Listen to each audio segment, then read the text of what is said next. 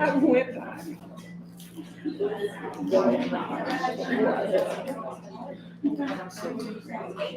Biggest bag.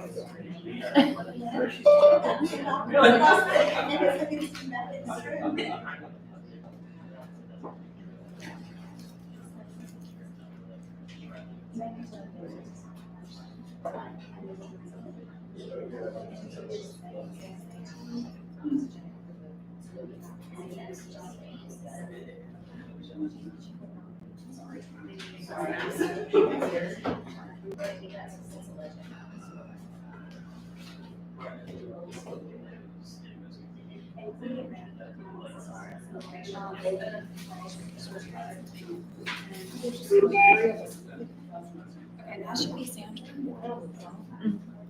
That is Anna. That I just heard. And also Sandra. Okay. I'll let you know. Sandra, can you hear us?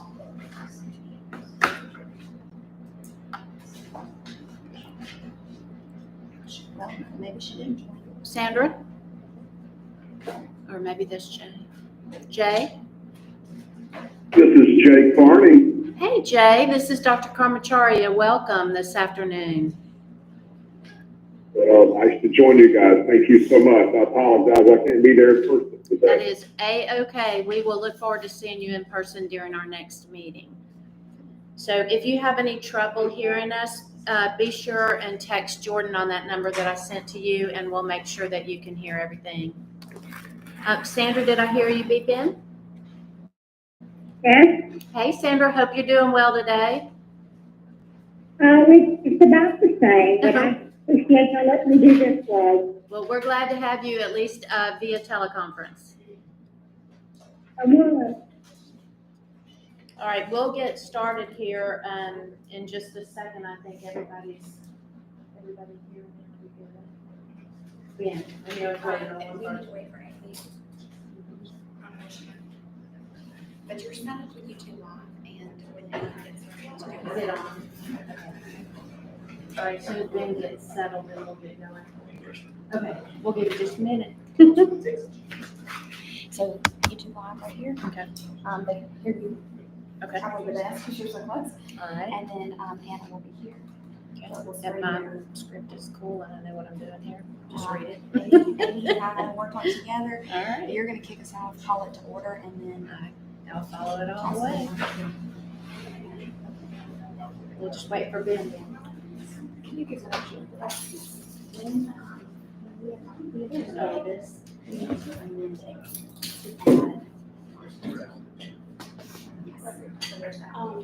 I just put mine in the same one. Oh, wait. Yeah. I just put that in the.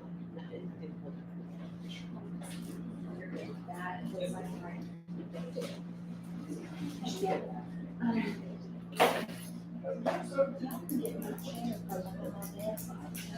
Okay, there will be a queue there, so. You're Probably not. Okay. Are you? Actually, Lisa will ask. If there are any amendments to the agenda. Tell me about the latest survey. It's your script. You'll have this. Okay, so we're gonna do the pledge, then the adoption of the agenda, and then amend it to pass the election. Okay, so that would be prior to the adoption. It's during the adoption as amended. And we've got any. We have all kind of support here, so. Now, wait, can I ask one question? Are we amending the agenda at all? You gotta add this item, so, at the time, you will entertain a motion to amend. For this? She will amend it to add this item, and I'll check that out for her. Okay, And we'll approve it, we'll be able to do that next. okay, all right. And that's how I understand it, and if it runs weird, we got others working on. Okay.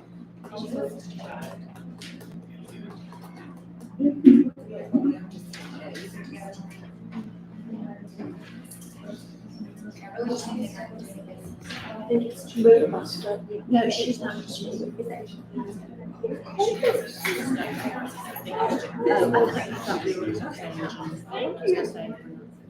Is that okay?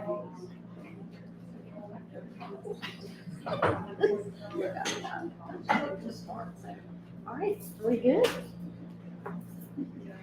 Okay, well, good afternoon, everybody. I am Lisa Carmacharia, the Executive Director and Secretary of the Mississippi Charter School Authorizer Board.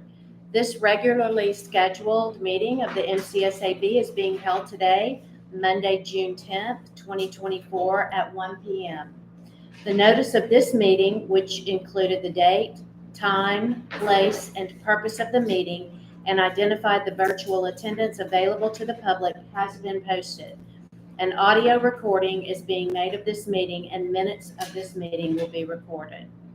This meeting is being called to order at 1:05 on Monday, June 10th, 2024.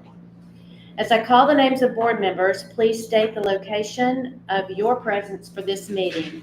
Jean Cook, Sandra McKernan, In my home, Ben Morgan, Present here in the boardroom. Candace Robbins, Present here in the boardroom. Marcy Scoggins, Present here in the boardroom. Jennifer Whittier. Present in the boardroom. A quorum is present for conducting our meeting. Now, if we could stand for the Pledge of Allegiance. Do we have to do the invocation? Okay, thank you. All right, so you will lead us in both then, the invocation and the pledge? Sure. Thank you. Pray first. Pledge. Pledge first.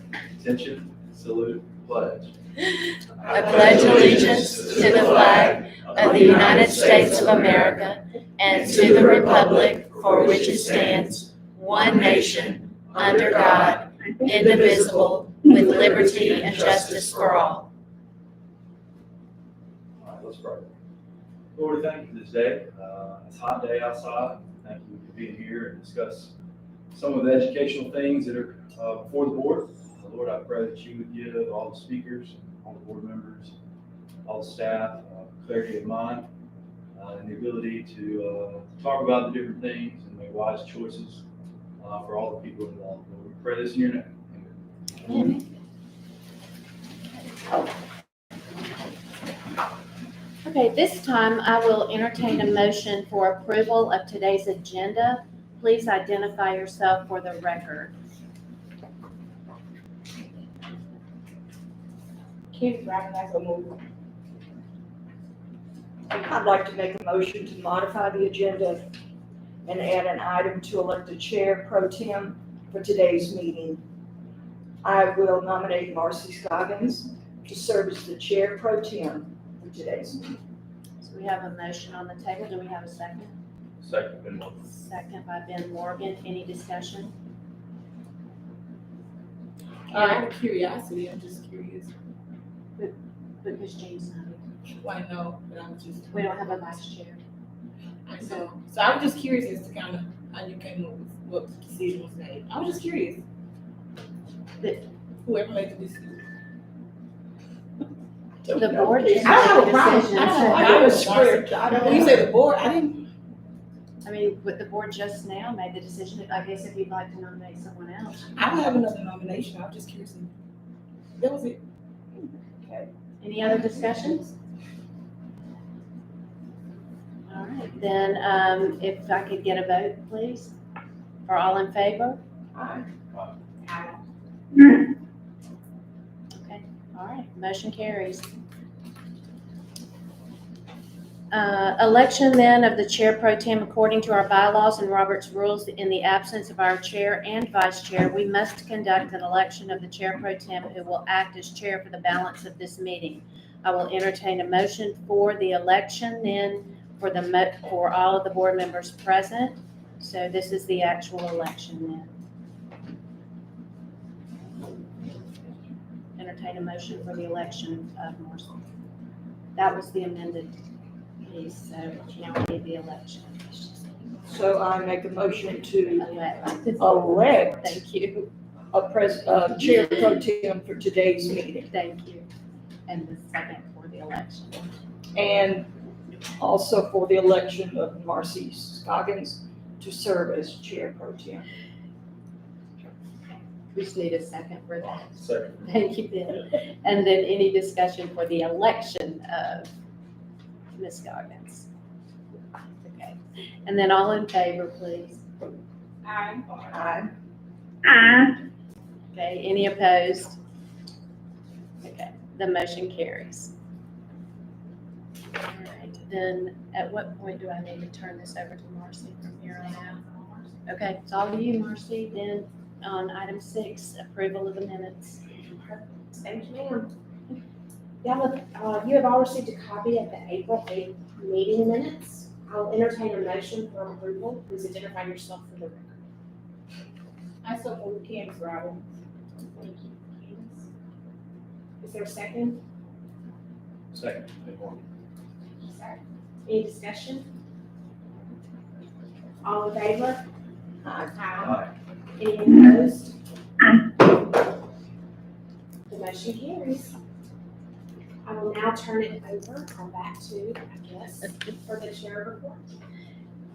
I don't have a chair report, but I'll have an executive director report if you're ready for that. Well, yes, because the chairman is not here, so the executive director report, I apologize. I definitely do not. It's okay. We're doing the best we can. Okay, so thank you again for everybody who's here today. I appreciate your time and your patience with us as we navigate this first time trying to have a pro tem in lieu of our typical board chair. So thank you for your patience as we work through that. Just calling your attention always to the newsletter in your packet. The one important thing that I would call to your attention is we have our annual report. Anna Nicotera from BASIS will be providing you guys with an update on that just shortly, but those are found for guests. We have some over on the table, and then for you board members that are in the boardroom today, you've got a copy at your chair as well.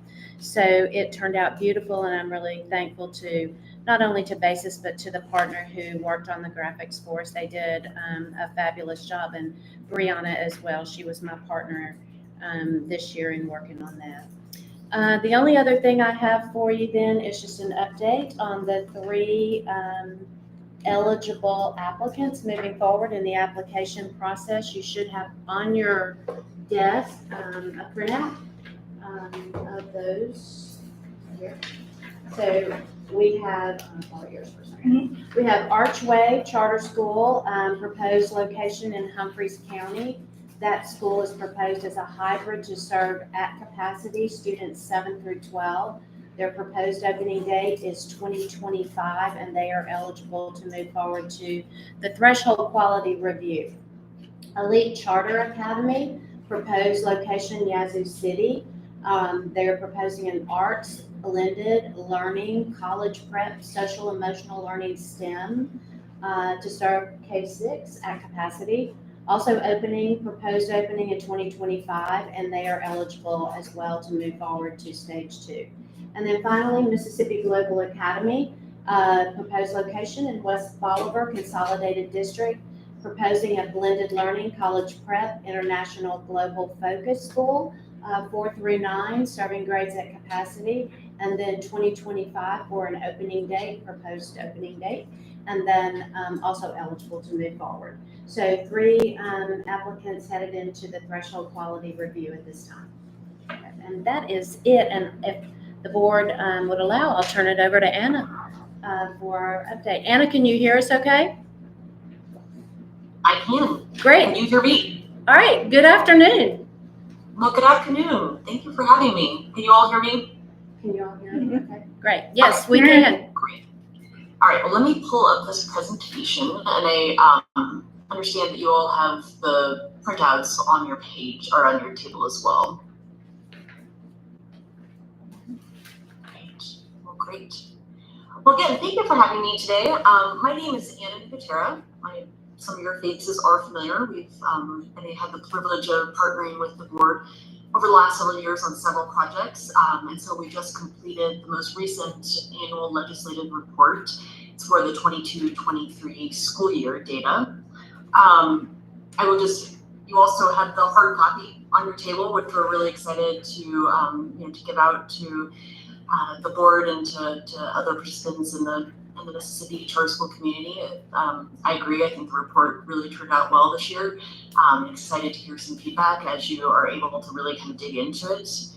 Today, I'm not going to be going through all of the data in the report. So again, once you have time to dig in, read, if you have any questions, please feel free to reach out to Lisa or myself. We just would love to hear your feedback and questions and thoughts. So an overview of what I'm going to cover today. As you know, the annual legislative report is mandated by law, and we're able to do this report with data from the most recent data that's available. So that was the 22-23 school year. The 23-24 school year has just completed, but data aren't available for that until likely this fall. So the subsequent report will happen after that. We will go through some key findings today. So I'm going to be explaining our impact analysis methodology and the results that we have from that set of results. Those are our most rigorous results. So we really can try to highlight those because we're able to match students who go to the Mississippi charter schools with comparable students in the districts. So we really can, those results are very rigorous and sound. And then we'll report on some other outcomes about chronic absenteeism, kindergarten readiness, and proficiency and growth on the state standardized assessment. Kind of separate those because we don't use matched data to examine those 3 other outcomes, but they still have some comparison information to the districts that are relevant. So I'm going to start with our impact analysis. We have engaged in this now for 2 years, and the methodology that we use is a methodology called propensity score matching. And so what we are able to do is match every student who attends a Mississippi charter school with a comparable student in the district public schools. The really great thing about Mississippi data, and I tell Lisa this all the time, and we tell people outside of Mississippi all the time, you all have really, really good data. And what's fascinating compared to some other studies that will examine charter schools in other parts of the country, the Mississippi data follows kids from preschool on. And so we have a record for kids in preschool, kindergarten, and then going into the further grade levels. Most schools don't have, or most states don't have that data until roughly 3rd grade when kids are starting to take the state standardized assessment. So often a match, like in another state, wouldn't happen until 3rd grade, where then do you really have a comparable student because the families made the choice to go to the charter school, 3 years ago. So in Mississippi, we're able to use that early data. We match students in the year before they enroll in a charter school. So for an elementary school, we're matching them in pre-K before they enroll in kindergarten.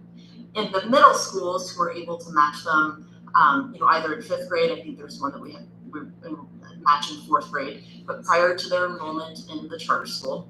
And we really feel like that this methodology allows us to say that the students who we're including as the comparison group, they are very similar, and they're similar on demographic and academic data, available to the kids who go to charter schools. And then this allows us to say that like these comparisons, it's kind of like it's a counterfactual. It's like what would have happened in lieu of the charter school students attending a public school.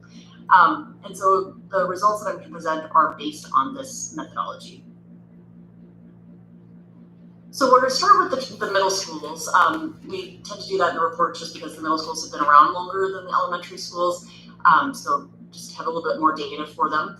And so what these tables show you, these figures, we looked at both math and English language arts, and every single estimate that's on here, so every row in this figure is a separate model. So the top row is the overall results for all charter school middle schools in Mississippi in math and English language arts. If it's gray, that means that the results were negative. If it's purple, the results were positive. But we also need to look at statistical significance. So the little asterisks that are there, if the asterisk is there, it's saying that we can confidently say that that result is different than 0. On that overall, you'll see it's like a small negative finding for both math and English language arts.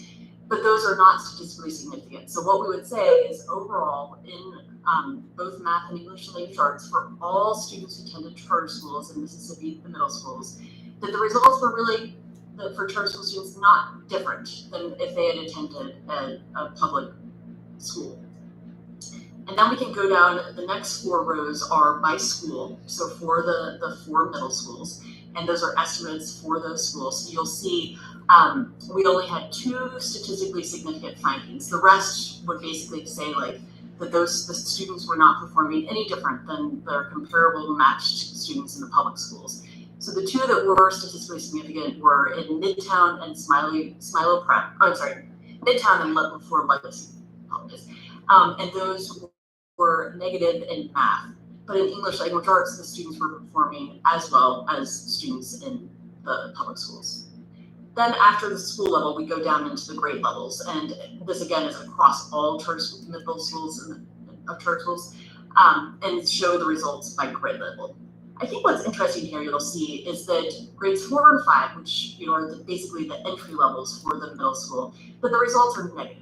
But then when you get into the higher grade levels, particularly 6th grade, or if you look at that bottom row, which is like students who have been in the charter schools for 2 or more years, the results are positive. And we found this last year too, that the entry grade levels, there's kind of a student mobility bump that that students aren't performing as well in that first year in charter school, but once they're in the school for more than 2 years, or two years or more, that their results become positive. So that's just something to kind of keep in mind, that we can look at that overall, which is basically saying we don't really see much of a difference. But when you start digging in by school and by grade level, there are some differences in results.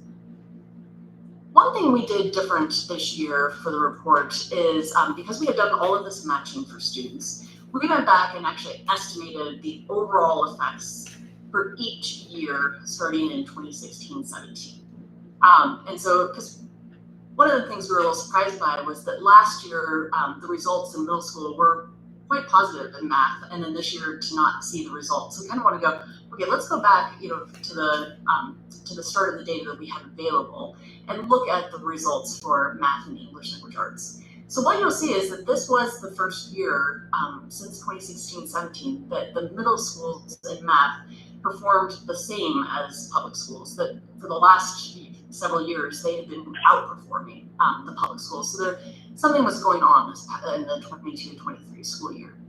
In English language arts, you actually see kind of an improvement of schools, that in the first several years, the middle schools were underperforming the public schools. That kind of evened out around COVID. And then really in the last 2 years, the findings are that the students are performing as well as students in public schools.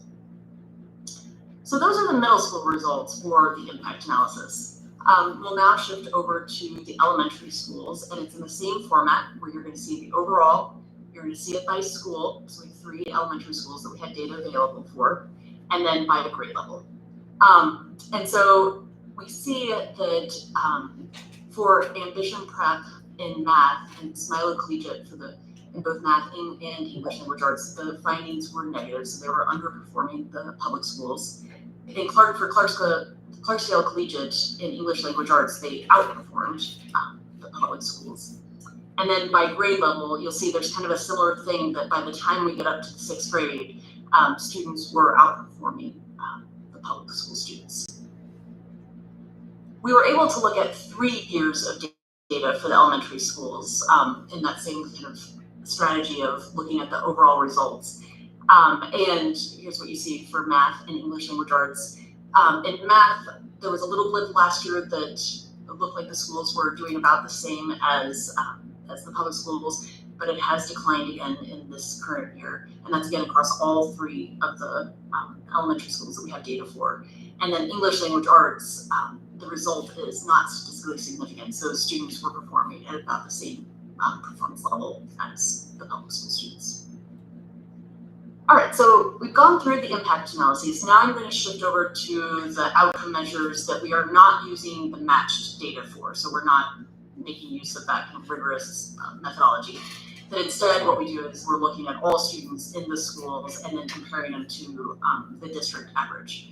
So we start with chronic absenteeism, and here we have 3 years of data. So the green, as you'll see, is the most recent year, and then purple was the year before, teal was the year before that. We also show the charter schools, which are your dark colors, and then we show the comparison public school district in kind of like a lighter shade of those, so that you can see like how the schools are doing compared to the traditional public schools. So we have the middle schools at the top and the elementary schools on the bottom. So the elementary schools, for both the charter schools with data, Ambition, Smilo Collegiate, and Clarksdale Collegiate longitudinal data, all of those showed declines in chronic absenteeism. And chronic absenteeism is defined as missing 10% or more of a school year in absenteeism. Revive was the first year that we had the data for them, so we can't look at that longitudinally. In the middle school, there was a lot more variation. So we saw that Reimagine Prep, the chronic absenteeism declined, but for the other schools, it had gone up a little bit.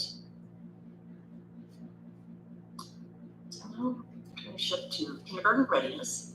So we have 4 charter schools that we can look at kindergarten readiness, and for this, again, we're comparing to their geographically relevant school district as well as the state average. It's kind of an interesting finding there.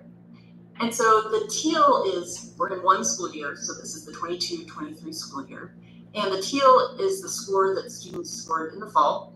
And then basically they're saying what percent of students were deemed kindergarten ready. So at the start of the school year, like in the state, 35% of students were deemed kindergarten ready. And at the end of the year, in the spring, 61% were. So we're comparing to that.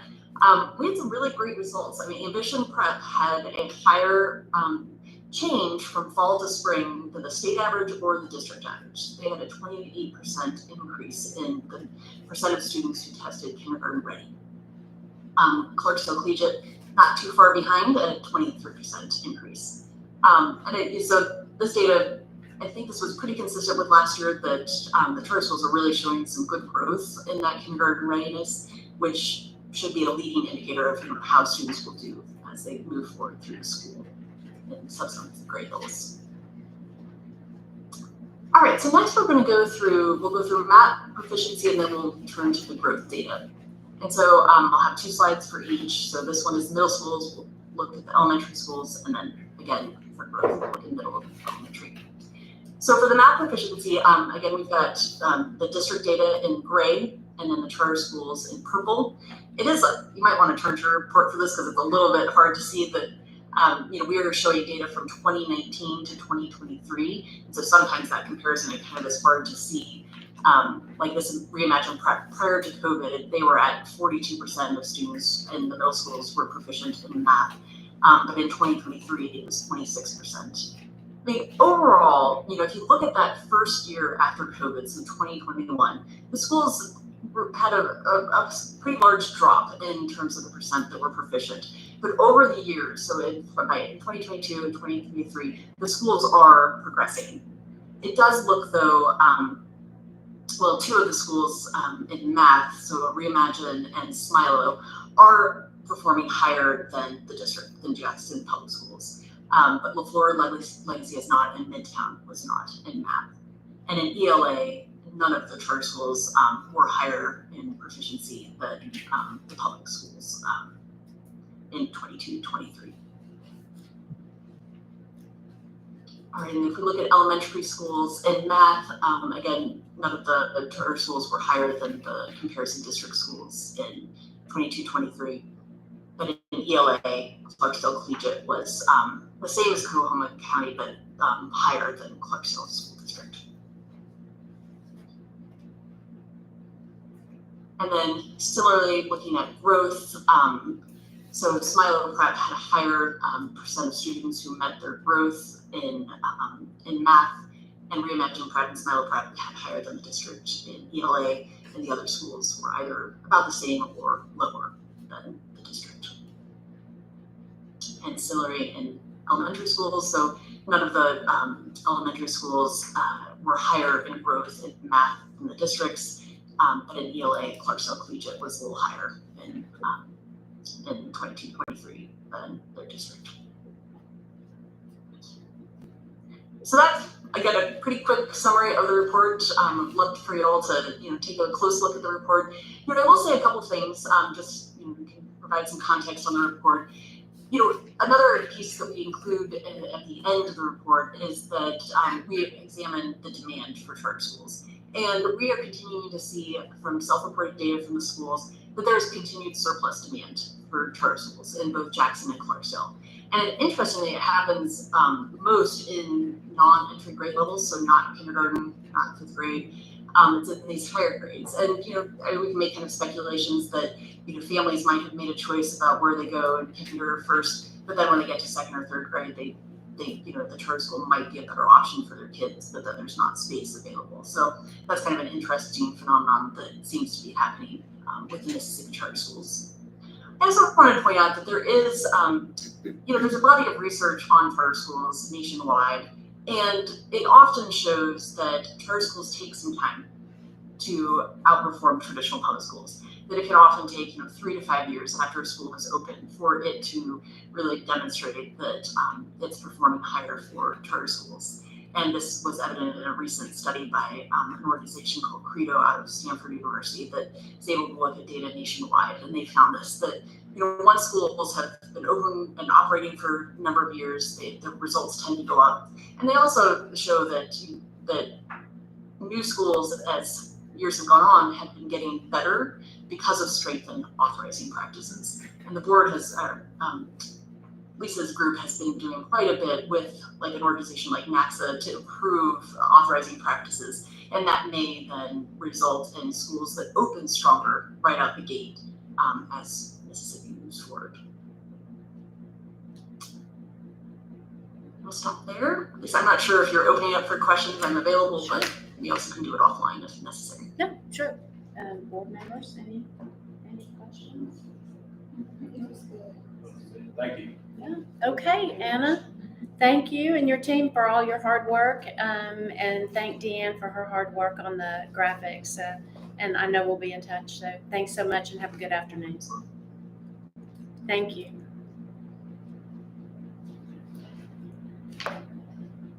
Okay.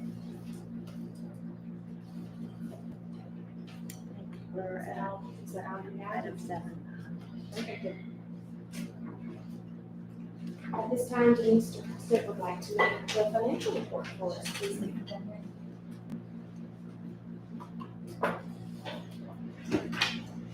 Steve Software come down here. Like, And Sean. oh, I didn't see the chocolate, you hadn't pointed that out.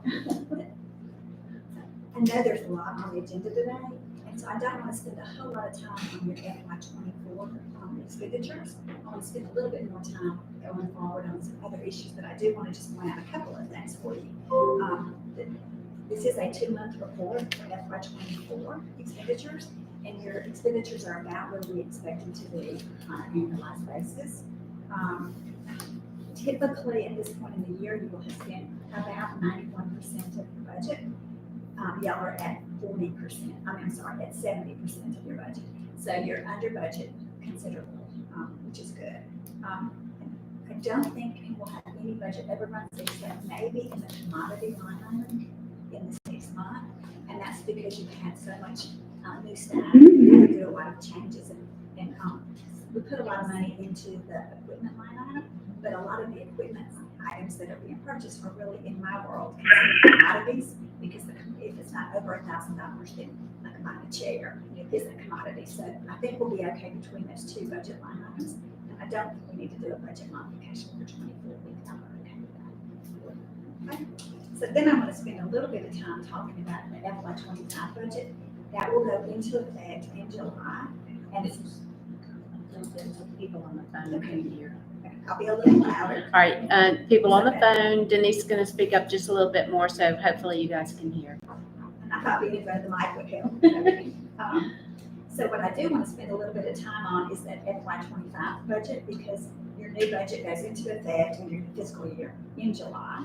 And so the board has an agenda item to approve this budget, but I want to spend a little time telling you what we'll be approving, if that's all right. Dr. Cartier and I have spent considerable time looking at the current year's budget, current year expenditures, and projecting what will be needed for the next year. And that's where this budget was developed. I want to talk about just for a second about the legislative appropriation. Your FY24 appropriation was at 1.4 million. Your FY25 is also at 1.4 million. So the amount that you were appropriated stayed the same. The difference is the source of those funds. In the current year, we received $900,000 of what we call general funds, which is state tax dollars that come from people who go to the grocery store, and it's appropriated through the Department of Revenue. In the upcoming year, you have no general fund dollars. So every bit of your budget will come from special funds, which is revenue that you have collected over the years. So the entire 1.4 will be special funds, but you have plenty of cash to do that. Can you talk about where those special funds come from? Sure. So the majority of your special funds come from the 3% money that the schools each pay out of their MAP money. And so you've been collecting that.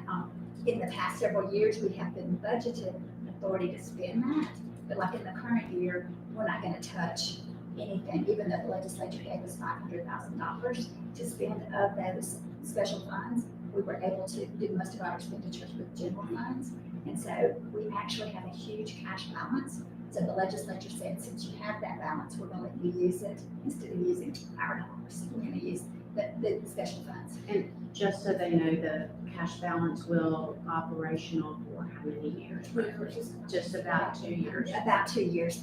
We will be seeking revenue from the schools. We'll be invoicing them within, I was going to say in the next month or two, but yes, so there will be an invoice, so more money will be generated. But right now you have a little over 2.5 million in that cash. So that takes you for 2 full years if the legislature continues this funding pattern. But what you collect will not be enough in this current year to take you another year, because you're not collecting quite $1 million a year.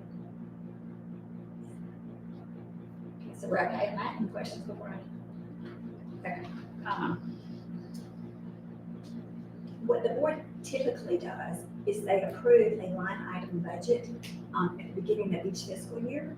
And that budget says, this is where we plan on the spending to be, and it gives the authority to your executive director to make expenditures on those line items. And so she doesn't have to come back every time for a board to say, oh, we need to spend some additional money in this specific line item. In the past, you have historically never budgeted at this point in time your entire appropriation. I said you have a $1.4 million appropriation. Last year you budgeted or authority for the agency to spend almost 1.1 million. There was 344,000 that was not budgeted. In the current coming up year, what we are proposing is authorizing much more of that $1.4 million, and there's several reasons for doing that. The first reason is that your salaries will be up considerably. In January, you hired 2 new staff, so this is the first time that you've had 5 staff members, for the board since inception. Tommy can remember back when it started and there was like 1 employee. And so this will increase your salary, so we might as well go ahead and appropriate. Because of those staff changes, you will also have increases in your travel, increases in your equipment, and increases in your commodities. Oh, yeah, and professional development, yeah, we put in an extra 15,000 for professional development. Also your memberships, because each person needs to be a member of your national association to get that training. So there's increases in numerous line items just because of the extra staff.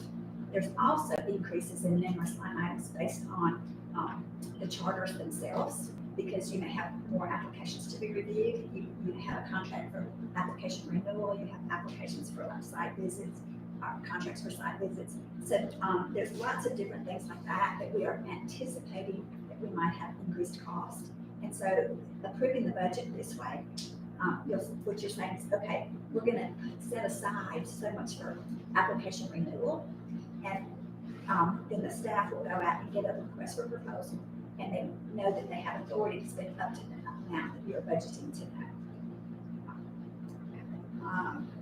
And then in that budget, there's some things like, it gives the authority to spend money. So for example, Cornerstone's contract is on the agenda for today.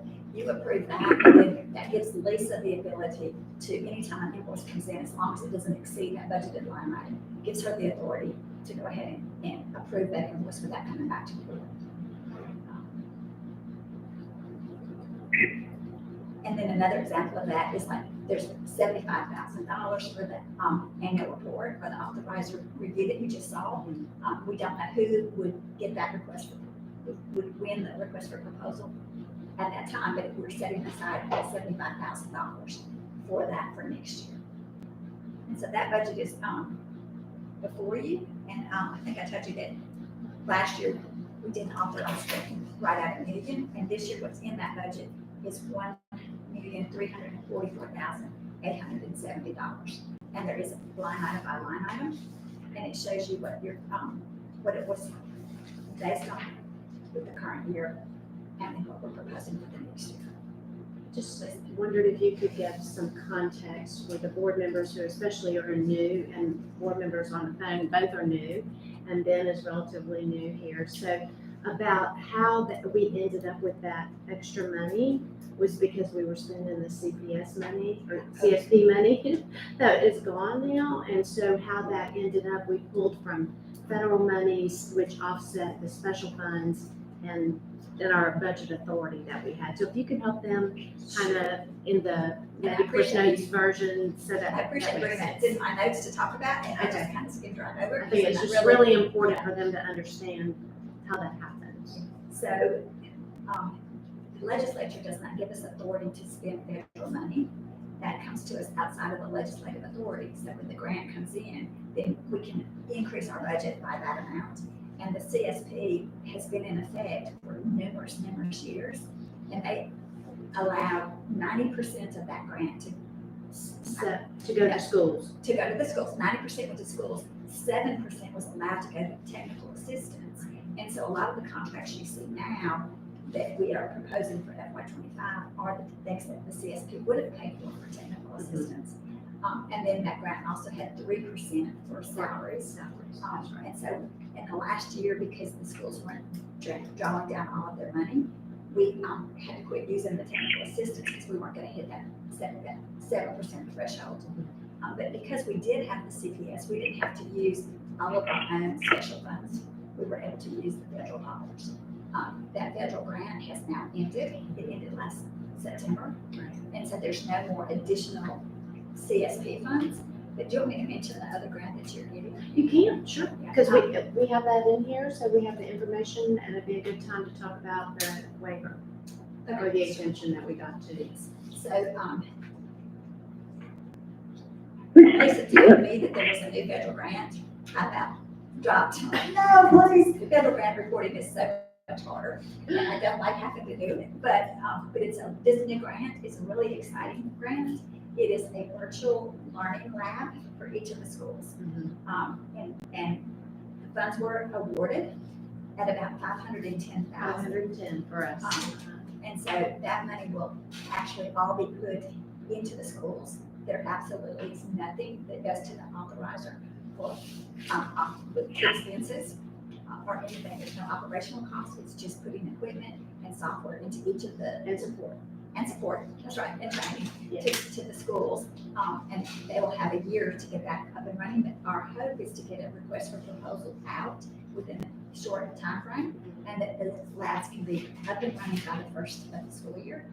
And one of the things that we were most worried about is because it is buying technical equipment, that we would have to go through ITS, which is the state's technology agency. We would have to go through them to get approval. Right now, proposals and procurement are taking almost a year through the ITS system. So we were able to get an exemption from ITS within a 2-day timeframe, and it came through today. Yep. And so we can announce today that we don't have to go through ITS to do the regular bid. We will go through a full The RFP. Yeah, we'll go through a full request for proposal process, get quotes coming in for that equipment, and be able to award that within a very short period of time.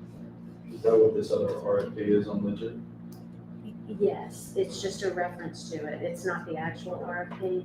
So before we had the waiver or the exemption, we thought we would need to get board approval to go out, and we were kind of in this interim period, but everything that's in there is exactly what we'll be looking for when we release the RFP.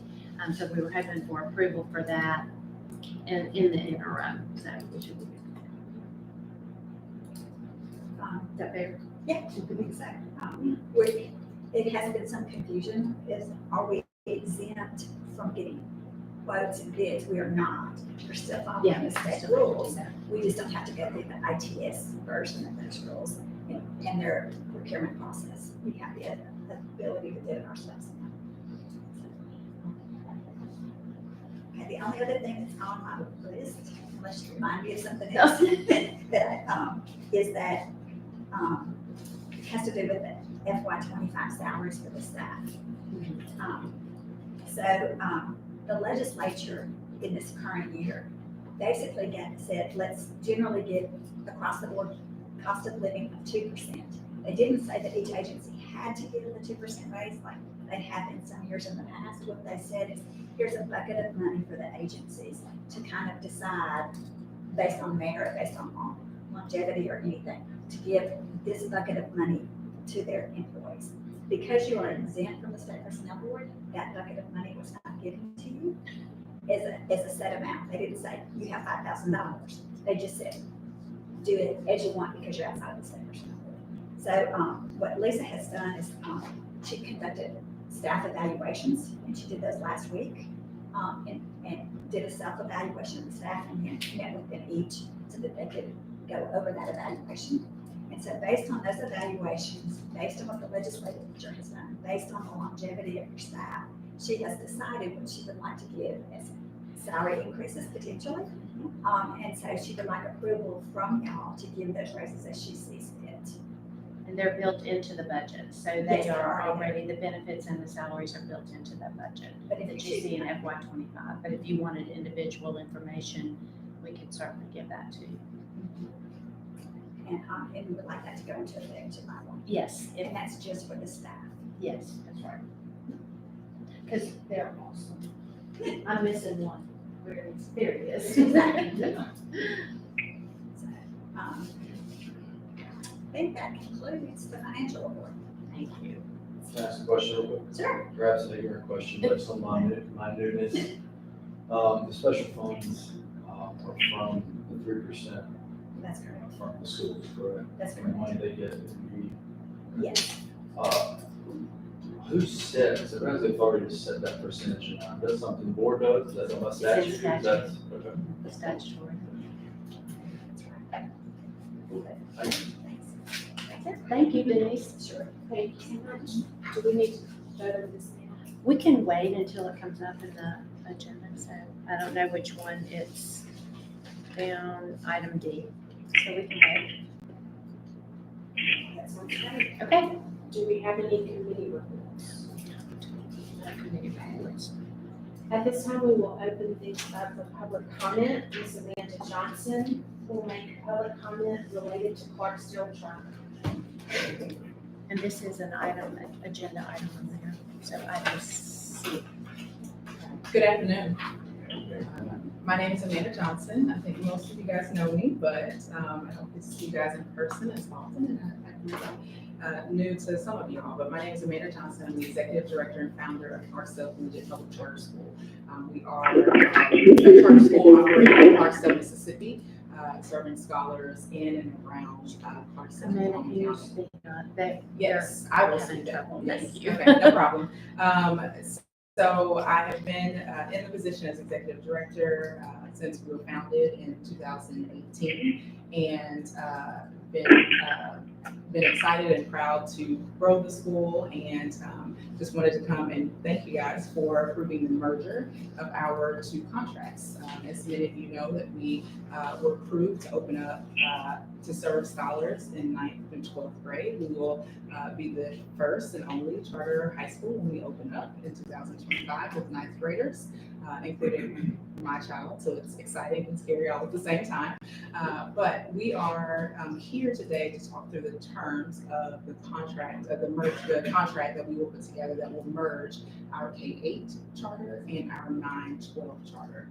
And so my ask, I received a letter from you guys saying decisions need to be made. So I looked at that and said, okay, we have multiple decisions to be made.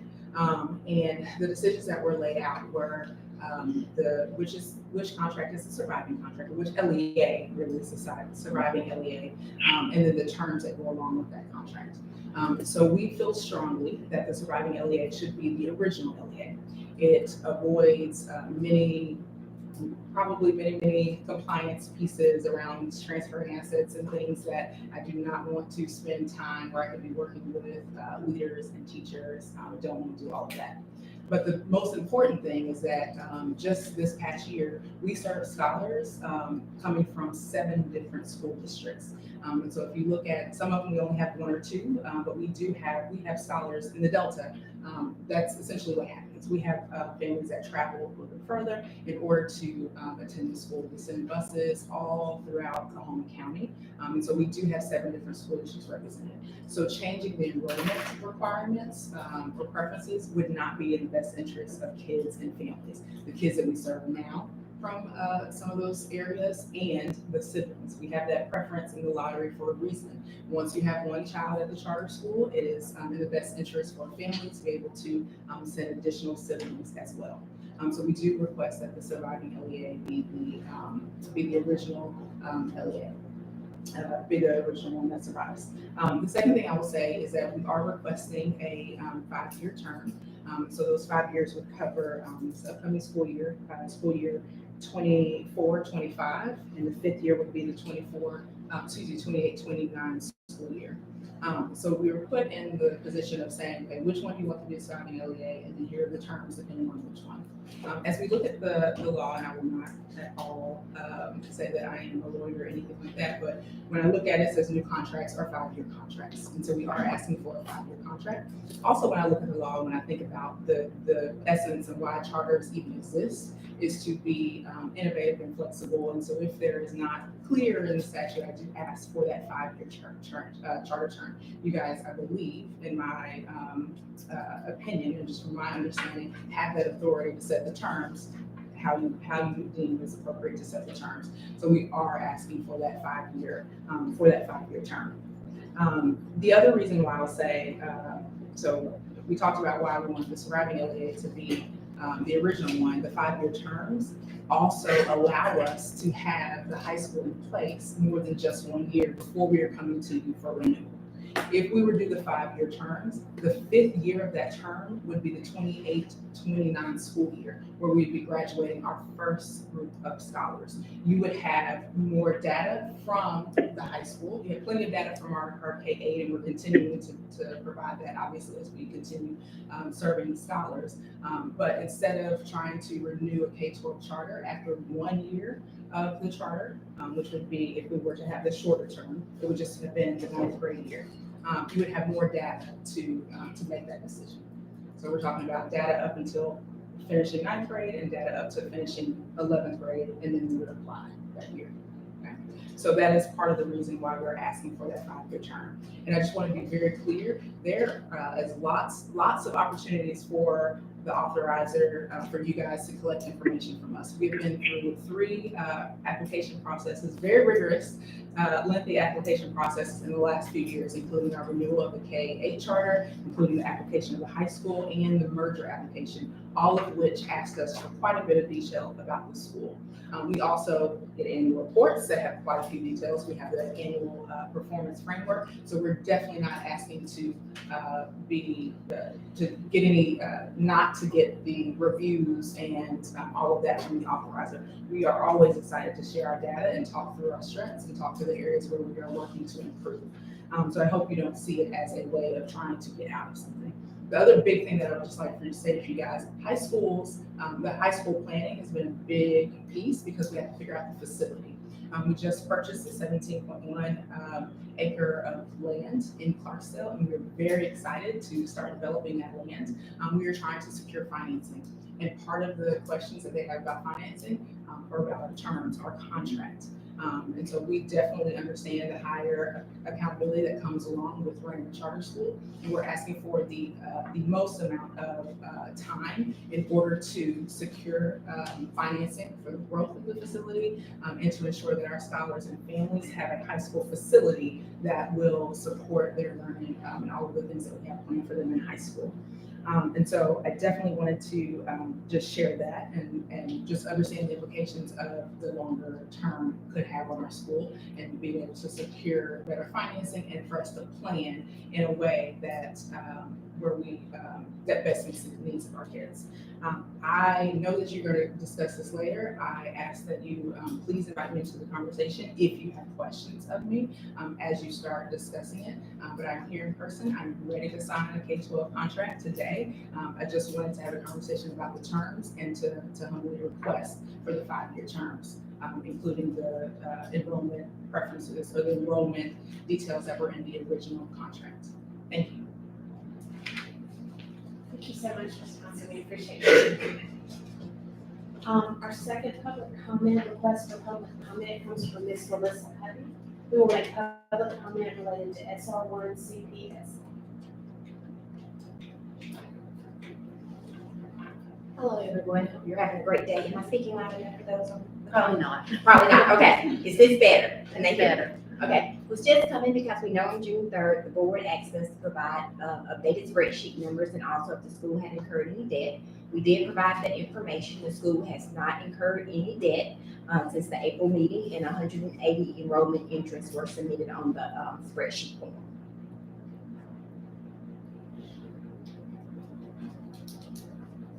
Is it appropriate, may I ask a question? Sure. How many students do y'all currently have? 83. 83? Fully enrolled, and then we have additional ones who have started the process but need to complete. We're working with parents to get those secured. So this will be 83 for the fall? Yes, Thank you so much. you're welcome. Does anybody else have any questions? Do you have a deadline set for those parents to have that? I mean, is that Yes, ma'am, we're close? closing. We're actually, from talking to our parents, 3 things that we're understanding that we're working against. One, the parents thought that once they completed the application online, they were fully enrolled. 2, parents thought they had to wait for the school year to be over for the current school they were attending to start enrolling fully, for those who understood that application wasn't it. And 3, we're also fighting rumors that we're full within the community and we're no longer accepting students, and additionally that we were going to be closed. So we're actually fighting 4 rumors with parents currently, but we're working on those. Any other questions? Thank you all. Thank you.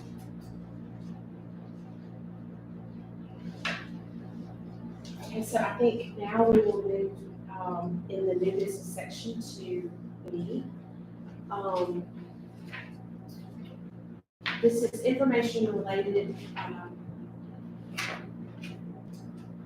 help me with this. So this, we're gonna go ahead, are we doing another SR? That information is in your packet as backup information to what Doris had just shared. So that was just backup information. You've got copies of the spreadsheet that she alluded to, and then a memo, I think, or a letter from their chair, Dr. Harris.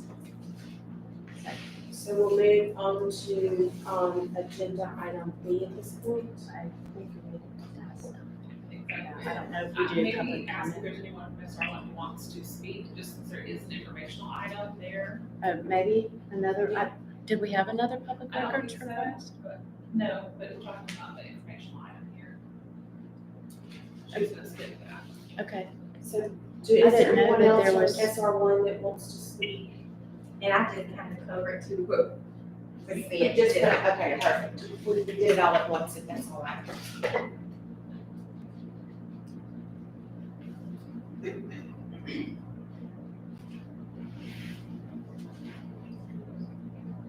Y'all bear with us just a second. For those that are joining us online, we're trying to.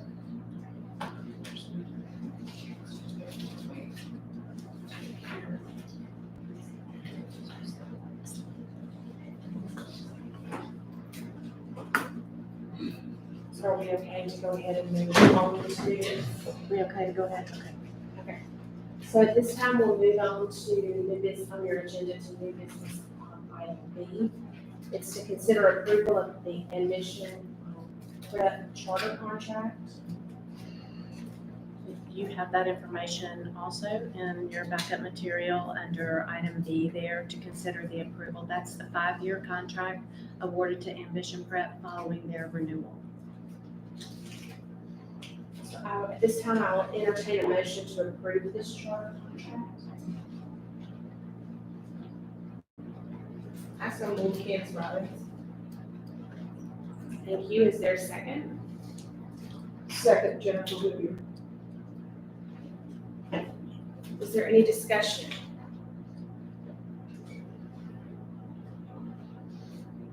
All those in favor? Aye.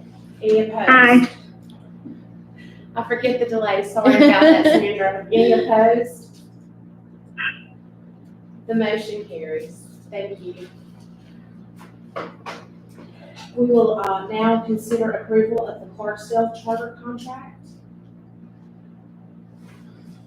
At this point, I will entertain a motion to approve this charter contract. I think that information was also provided in our packet. I think at this time, the board would need to Discuss which one to approve. You need a motion before you can discuss. Yeah. Someone's gotta make a motion about the contract Which term. contract term. At this point, would somebody like to make a motion? I think. Perfect. To motion for. Yeah, to discuss To the discuss contract. the contract renewal process. Yeah. Is there a second? I think what they're saying is we need a motion for the term of the contract. Is that right? So someone say, A motion to discuss or a motion to a return? motion for the term, so that you can discuss the term. So someone say, I move for this charter term, and you give me a year, like a number of years. And then we need a second. Remember that a second doesn't mean you agree with the motion, it means you want to talk about the motion. So, and then we can move forward with discussion. Okay, so, would you like to make a new motion? Yeah, can you tell me that motion? Say it again, because there was a lot. I was just Okay, I know asking. it is a lot. Yeah. Okay, so you'll say something like, I move that we, approve a charter term for the Clarksville Collegiate charter contract, merged charter contract of blank number of years. Okay. I so move that we approve, Clarksville Collegiate for a 5-year term. Yeah, 5-year. And then we need a second. Second. Okay. Is there discussion? So just so that, go ahead. No, go ahead. Well, I'm just making sure what we're talking about is the same thing. So what she just asked about when she came to the mic, Amanda, that's what we're discussing right now of supporting that or approving to do a 5-year. And what's the other contract? If not the 5-year, it'll be a what? So just for context and for everybody on the phone too, a little bit update. So after the merger, you all approved the merger of the newly approved high school and the elementary school. And so then a letter came from our office to offer her board and her the opportunity, or their team, to have an opportunity to determine which one of those LEAs would be the surviving LEA. Right. The letter that we received on Friday said that they had selected the Clarksdale Collegiate, the elementary school, the new school that was approved in 2017, as the surviving LEA or entity for the merger. Right. Along with that letter then, as Amanda stated here just a few minutes ago, they would like the board to consider a 5-year term instead of the current 4-year. They have a 4-year conditional term on that contract right now on the elementary. So she's asking the board to consider instead, in lieu of that, a 5-year contract for the elementary school. If I've said that all correctly, and I'm looking at Dylan and down that way, that was our understanding from the last, and there's Amanda. Yeah, is that correct? Okay. Yes. Okay.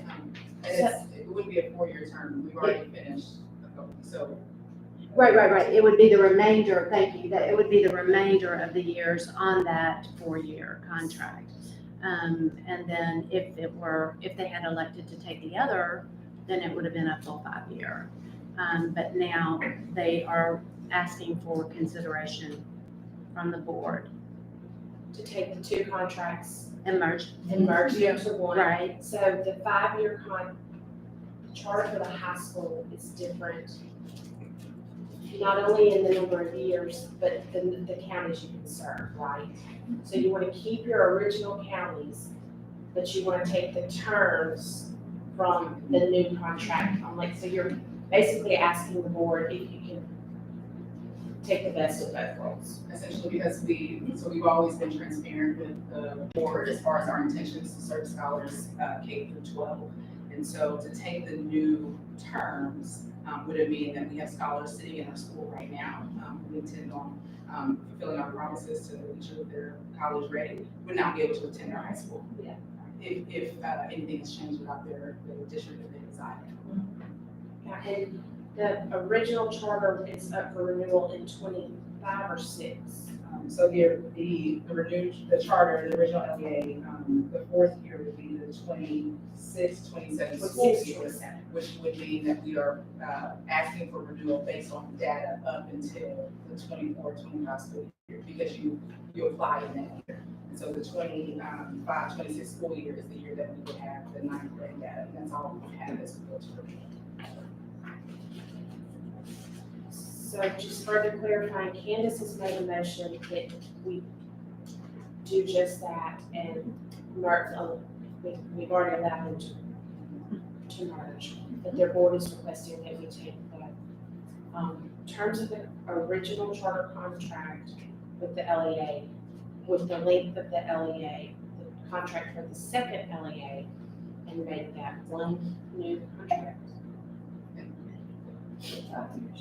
And the statute, I know that part of the thing that says, the statute says a new contract is 5 years. So the high school is getting a new contract at 5 years. So if we're considering this a new contract, a K-12 contract, then that's why we're requesting 5 years. So in some ways, I guess, they're merging, and we would just be cleaning all this up to where it's all in one contract with a fresh start that would allow them to then get all the way through, I guess, 4 years of high school. Is that right? So we would apply when we have 12th grade, yes.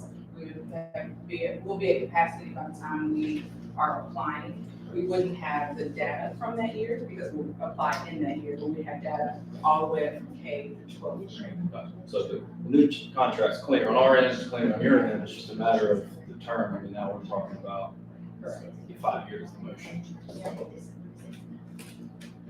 I like it. Yeah, I think so. I think so. Thank you. Yeah, if I might, when we had a conversation the other day with Amanda's council and our council as well, one of the offers that was made, and I did not hear Amanda, didn't hear you allude to this today, that was to take those conditions from the 4-year contract and apply them to a 5-year contract, because it required some additional reporting and some additional, an additional site visit midterm. So if you all recall, the original 4-year conditional renewal had 3 conditions attached to that. So, that was, if I'm recalling that conversation correctly. I do not recall. But, No. because you were not So, here. tell me what were the conditions? Do you- The conditions, I don't have it in front of me, Okay. y'all have it right. Yeah. So the conditions in the renewal contract for the when Amanda was renewed for the elementary school, there were 3 conditions attached to that. There were 2, 1 SMART goal, 1 site visit, and 1 other, what was it? Was it monitoring? Some monitoring on the way, yeah. So, anyhow, there were those, and then their council, your representation then said that, I think that was in a way to negotiate somewhat, the contract would offer to apply those conditions, if the board considered a 5-year term, to apply those 4-year conditions to a 5-year contract. Well, that's correct. So I guess, again, new question. How much, I mean, obviously there's annual, back and forth, and all of the performance reviews and all that. Which are required with a contract without conditions. That's right. So how much more, how much more valuable to us are those additional conditions we're already doing? The conditions that were built in, and we actually made them as simple as possible so that we didn't have to make them duplicative for the schools or overburdensome for the schools. So they are not, but they are additional information and additional touch points where we wouldn't have those periodically throughout the year. So Dr. McDonald is currently working on those with the schools, where he's having additional meetings to touch base with them on those conditions and see where they are in terms of their progress. Academics primarily. There were also that was on something else. And then the other piece, the site visit, the midterm site visit would not be required just in general. So that would be something above and beyond traditional. Gotcha. I don't know if that helps at all. Do you have a problem with that? No. Do you mind? Is it okay, are we, Just so you can hear on the. yeah, we have humor over there, is what I think, something like they can use. So if the question is, am I okay with the conditions? Yes, I think the terms are the most important. I do think that the conditions are not necessary, but I don't mind. I don't mind. I believe every time I come before you, I didn't do it today, because it was on my notes, but when I come to you, I offer a visit. I have, offered to host the board at any point to come see our school. So having an additional site visit, that's fine. And so I don't mind that. I do think and this is not a conversation for today, but I do think there is enough data and enough, when you look at the peer report, when you go through how our renewal happened, I don't think it's necessary. And I don't think it's appropriate based on what we have done as a school. However, the conditions don't, it's one of those things where I would be fine with conditions. I don't think that they're necessarily appropriate, but I feel like we would go down a different rabbit hole if we were to go through all of that. So. Is there further discussion?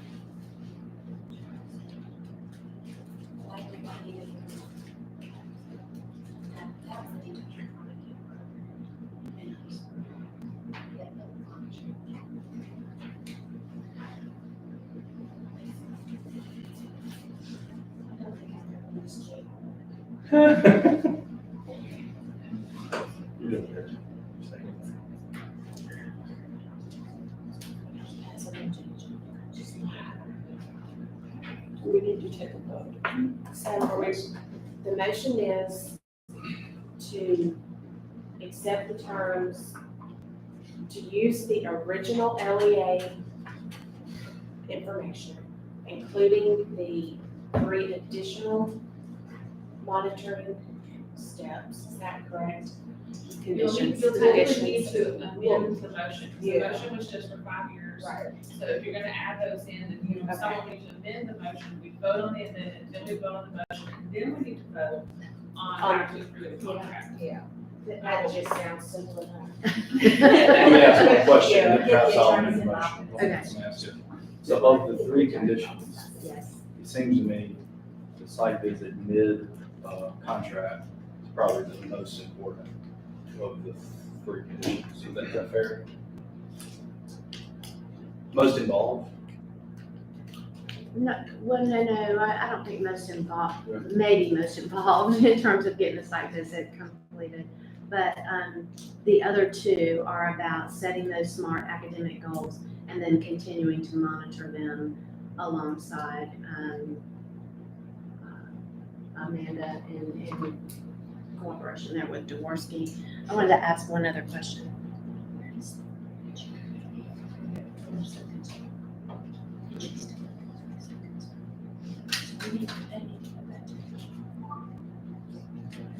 Because I'm having Amy check on another thing for us before we.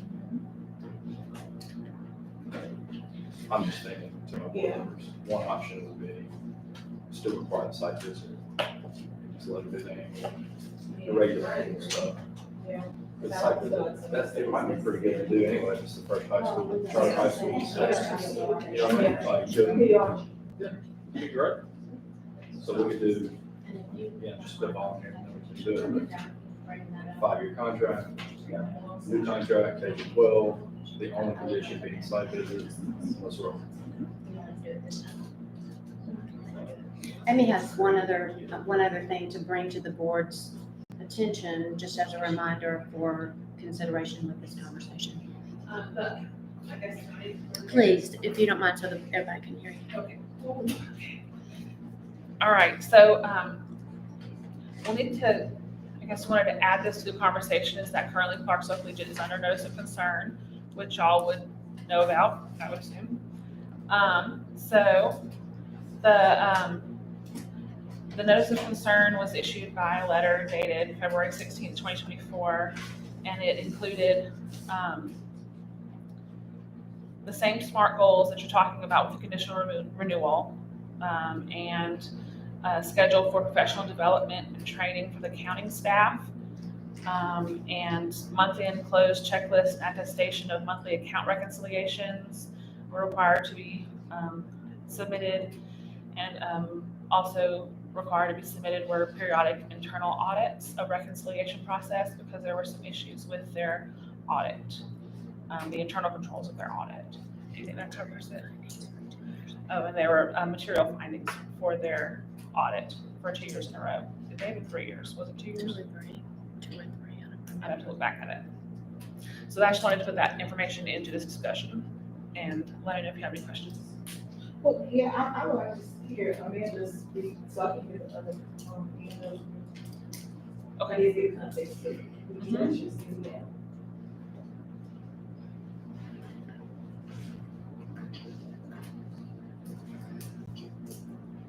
So the letter that I received, asked for just a couple of things. Which LEA?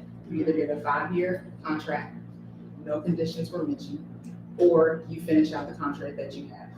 Those were the options. So no conditions were mentioned within the 5-year contract. So we are requesting a 5-year contract without conditions.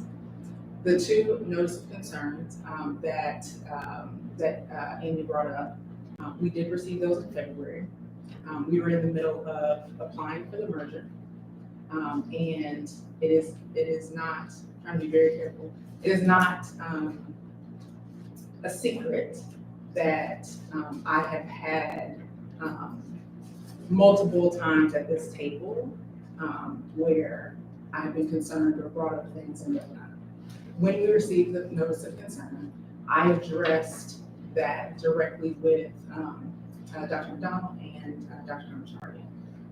I said explicitly we were anticipating the financial piece only because of the Same things that you guys have seen in the renewal process, in our applications, our finance piece, not as far as budget, not as far as meeting our, like, all of that has been clear when we talk about internal controls, having systems and processes together, and having strong financial staff has been an area of growth.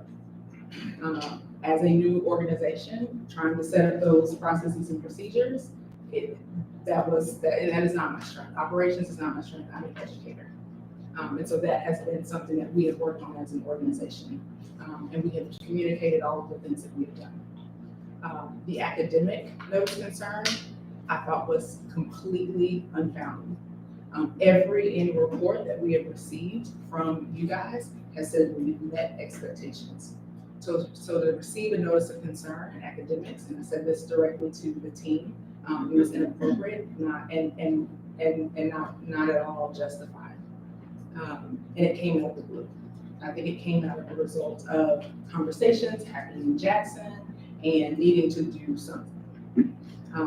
And so I was completely caught off guard with that. I have not formally brought that to you guys as a board, because I am trying to be very thoughtful about the concerns or the things that I ask of you, and to only bring the things that really, truly make a difference and would impact scholars and families in Clarkston, Mississippi. The notice of concern was a letter. We are following and doing the things that we need to, and we were already doing those things anyway. So the notice of concern, I did not bring it to you and address that. I know it's being brought up today, and so it feels as though, oh wait, we've got to think through this. I have always been transparent with you guys about our strengths and our areas of growth, and cleaning up how we do finances, not having the money, not fundraising. We have done well in those areas. We have a new back office provider, GT3 out of Memphis. They work with other charter schools in Mississippi. We have a new business manager since our last audit. We have a new business manager in place who receives guidance and direction from GT3. I am confident about our audit coming into this next school year, or as we finish this fiscal year. And the academic concerns, even your own annual report that you discussed today, show the trends that I've discussed and talked about and have been really proud of. We were 2 points away. I think the notice of concern talked about our rating. We had a D. And I understand why we have a letter grade to make it simple to talk about our schools performing or not. But if you stop that conversation there, you are missing a lot. So when they say Clarksdale Collegiate had a D, you don't say, oh, they were 2 points shy of a C. Literally, the difference in, a kid being with us for the full academic school year could have been the difference there. Okay? And I get it, it's still a D. I own that, and I understand where we are. But to get a notice of concern for academic improvement, where all we have done is shown a trend moving forward, even while allowing additional kids to come with us when we had the space, when we had over 90% teacher retention and could serve kids on our wait list. We allowed a significant amount of kids in 4th and 5th grade the year after COVID when we went to in-person, which had an effect on our results. Because as you've seen in the results, kids who are with the school longer do better. And that's all that we've seen with our results. And we are 100% confident that you will continue to see that trend, including with the results that are coming up at the beginning of the next school year, before we've done the past. I still request a 5-year term, and I am trying to be really thoughtful about what I ask for on behalf of kids and families. The conditions, if you have conditions there, that will, okay. Do I think they should be there? Absolutely not. A 5-year term, I believe, is in line with the statute and is in line with what we have done as a school. So I think, correct me if I'm wrong, but if we do a new contract, the notice of concern, they stay valid, right? They're still in place. Absolutely. Yeah, so I mean, there's no need to put additional conditions on that. I mean, we've No, already and got some of notices those of conditions are. concern. They're in the notices of concern, all right? Smart goals are heard on. Collegiate was issued a notice of breach, specifically audits 2021. This says the school's academic performance framework reports for 21-22, 22-23 revealed indicator 1, state accountability measure, school letter grade, approach to expectations, which is a sign of weak academic performance over time. Further, the school's academic performance framework report for 21-22, 22-23 both revealed indicator 2, academic proficiency, approach to expectations. Given these concerns and weak financial and academic performance, we are unable to return Clarksdale to good standing. They went from notice of breach because of their audit. They hadn't submitted their audit, and that once that cleared up, this took over then because they submitted their audit then. So in order to remedy, they must do these things. Schedule those professional development trainings, submit their monthly closeout checklist and attestations through June 30 of this year, and that's what he has been working with them on. Submit periodic internal audits of reconciliation, and then during these times, review those conditional renewal results along with their small goals. So that it's process is actually being built played out. into- so I guess it's not- built into here. On your end and on your end, that process. It is built in to that notice. So, So I guess with that in mind, I would make a motion to amend the motion. For a 5-year term, with the only condition being a site visit mid-term. So we've got a motion to amend the original motion. Is there a second? I second. Candace Robbins. So then at this point, the amended motion is now on the table. I will entertain a motion to approve. You gotta vote on that. Oh, okay, you're right. We got to vote on the amended motion. I'm sorry. The motion to amend. All those in favor? Any opposed? The motion carries. Then we will move, the amendment to the motion carries, then we will move to the vote on the full motion. So at this point, I will entertain, that helps. Okay, so at this point, the full motion is on the table and we're ready to vote. Yes. So Okay. it's the motion for the 5-year term with, the approved LEA, the approval date, the original LEA with the original approval date, and the conditions of just a site visit. And so go for that. Yep. So we need to vote on that. Okay, all those in favor? Aye. Any opposed? Aye. I keep forgetting before Sandra, I'm sorry, Sandra. Sorry, Sandra. Any opposed? The motion carries. Thank you. All right, so then now you'll need to vote on actually approving the charter contract with those terms. So that's when we move to the full, I'm sorry, my script is not up to date. You can't anticipate all that. Anticipate all this. So I will entertain a motion to approve this charter contract. I so move Candace Robbins. Second. Okay. All those in favor, is there any discussion first? Hearing none, all those in favor? Aye. Any opposed? The motion carries. So at this point, we will move in new business to item D. This is the FY25 budget. I know Denise spoke to this a little earlier in the meeting. I will entertain a motion to approve the do we need the motion or do we need to do the, just the full motion? To approve the FY25 budget. Motion to approve the budget. Is there a second? Second, Jennifer Whittier. Any discussion? All those in favor? Aye. Any opposed? Aye. The motion carries.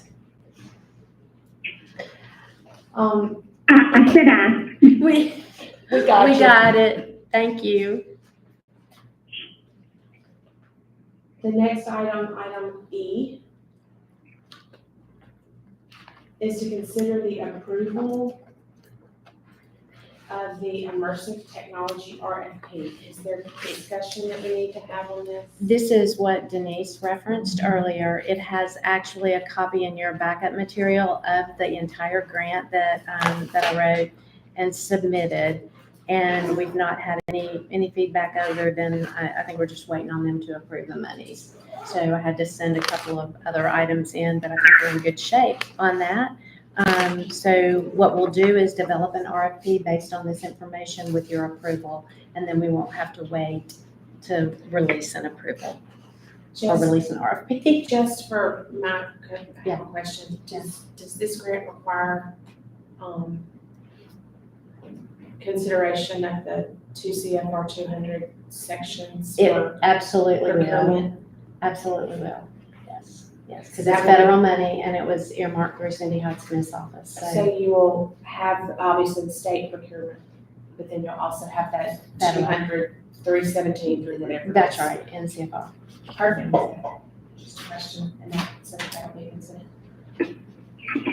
At this time, I'll entertain a motion to approve this, moving forward with this RFP.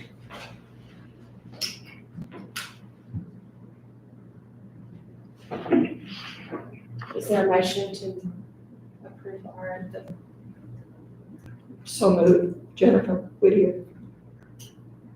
Is there a second? Second. Any discussion, any further discussion? All those in favor? Aye. Any opposed? Aye. The motion carries. Our next agenda item is to consider the approval of the Cornerstone contract. Give Denise just a minute to step her up. Thank you. I'm gonna go down the hall, so you guys can just open the door.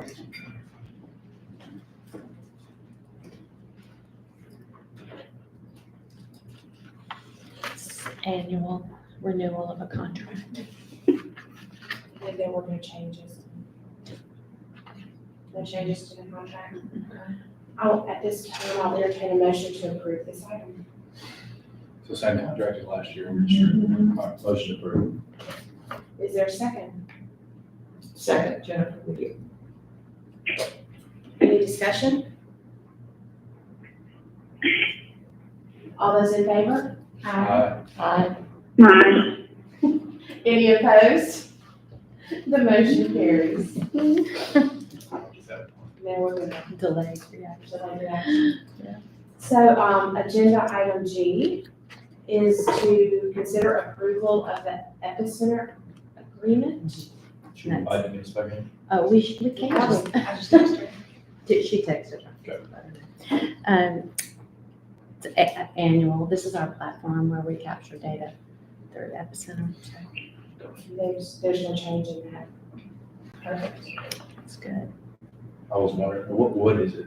Oh, it's an online platform where we submit and track information, so through pre-opening, through the application cycle. So right now, all the applicants that have submitted their entire application through Epicenter. So we have an annual Epicenter calendar that they submit their budgets, their quarterly financial reports, all those things. And then it tracks it for us. So Gotcha. At this time, I'll entertain a motion to approve this item. So moved, Jennifer Whittier. Is there a second? Second. Any discussion? All those in favor? Aye. Aye. Aye. Any opposed? The motion carries.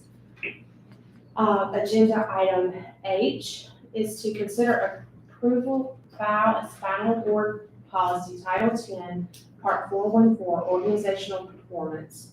It is cleared the Administrative Procedures Act process with public comment. And I think those public comments were provided to the board members. Mhm. At this time, I'll entertain a motion to approve this item. So I read through it.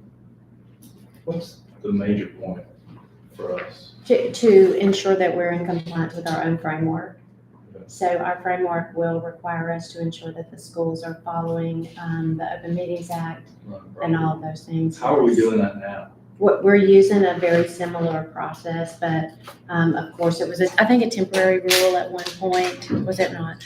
Okay, so where we're just observing those board meetings, but it helps to inform the framework under the organizational framework. So does someone on the staff do that for every board meeting? Amy is responsible for it, and it's periodic, so it's not every single board meeting. Gotcha. So, yeah. Is there a best standard of how, like a minimum we should do every year? Or There is not a best organizations standard. say? Some of my colleagues go to every single board meeting, and some of them go in person. Some of them attend periodically. Some of them, if a school is under, a notice of concern or a notice of breach, then there's more intentional meetings and more, more one-on-one, more face-to-face, eye-to-eye, knee-to-knee observation of those meetings. Some go and speak at the board meetings. I think it's very much dependent on what the conditions and situations are. If there's an egregious complaint about a violation of some sort, then we would certainly take a different approach in terms of our oversight. But we have not had any complaints or anything at all with respect to that. I think we had one question around whether or not a virtual or a brick and mortar was sufficient because the public is supposed to have a place to attend. And I don't know if we finally got confirmation from Tom, didn't we, on that? You did have taken that out. So, okay, we took that out completely. So we took that one out completely with this particular document. So, and then we have some members who, some of our staff members who will just attend if Amy's not able to attend, or in lieu of whatever she might find something interesting where she can go and visit a school and take pictures and of a celebration or something. You see all those pictures in the newsletter. So really just formalizing some of what's already happened. Some of what should be happening in the, according to the framework. Okay. That's right. Just for my FYI, thank you. Mm-hmm.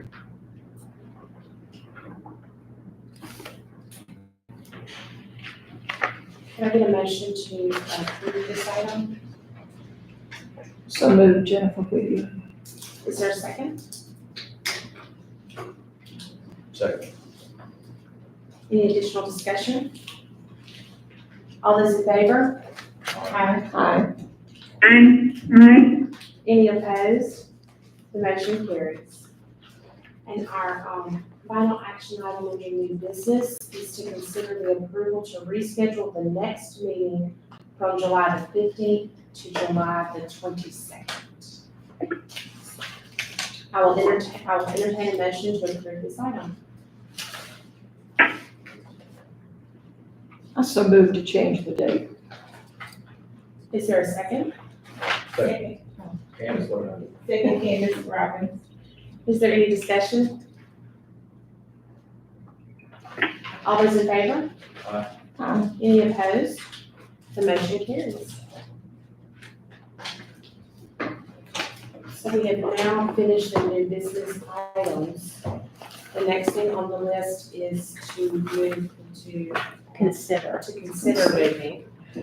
Madam Chair, if I may, Tommy, for the record, Tommy Golden and Dylan Pitts, my colleague here from Butler Snow. As you know, the board has hired us as outside counsel to assist on a variety of matters. And one of the matters that we're working with you and working with staff on is the issues pertaining to Republic schools. And so we have been in consultation with Republic's lawyers. Thank you for visiting with us the other day and visiting with us when you did, because you allowed me to go to the beach. And I appreciate that.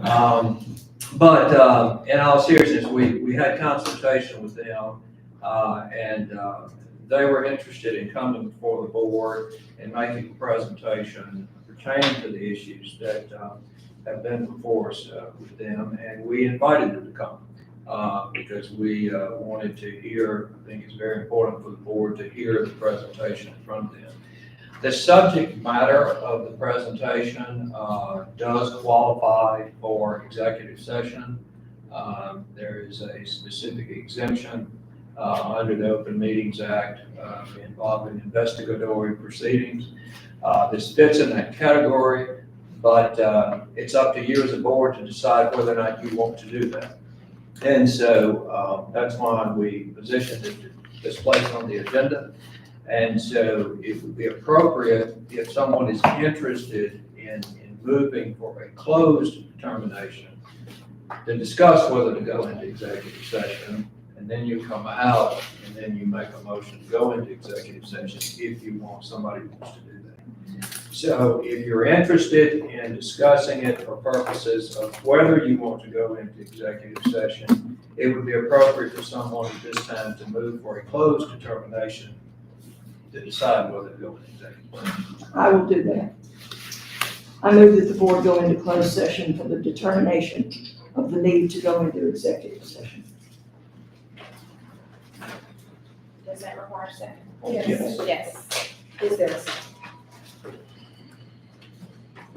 So just so I'm clear, if we do this, we're just talking about whether to go into executive session. Yes, sir. We're just doing it in a closed fashion. That's correct. Let's see if Sam's done.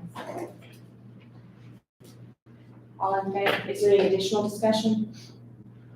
All in favor? Any opposed? Aye. Any opposed? The motion carries.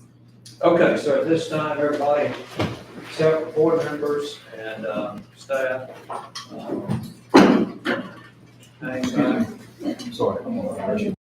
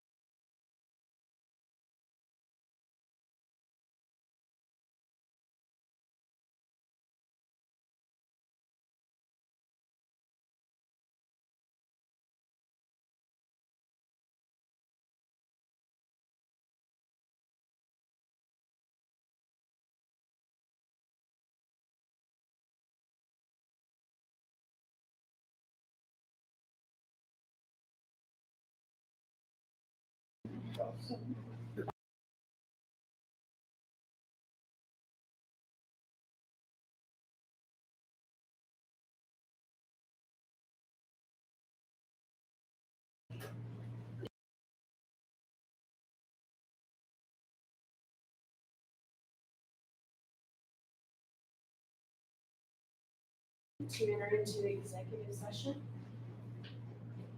In accordance with Mississippi Code annotated section 244174D, I move that the board go into executive session to discuss investigative proceedings by any public body regarding allegations of misconduct or violation of law.